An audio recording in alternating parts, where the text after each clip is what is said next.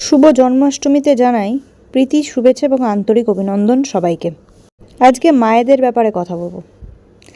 মা শব্দটা নামেই ছোট, কিন্তু এনারা যে আমাদের কত কষ্ট করে আজকে একটা জায়গায় নিয়ে যায় সেটা হয়তো আমরা কমই উপলব্ধি করতে পারি, আর যতক্ষণ উপলব্ধি করি ততক্ষণ অনেক দেরি হয়ে যায়।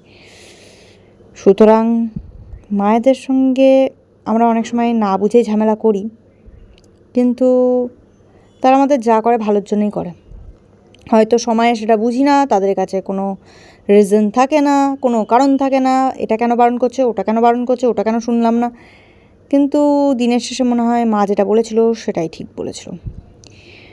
আর শুধু জন্ম দিলেই মা হয় না, মা অক্ষরটাই ছোট, এবং আমরা প্রতিটা সম্পর্কে কিন্তু মাদের পেয়ে থাকি। যেমন কোনো সময় বোন, দিদি, মাসি, পিসি।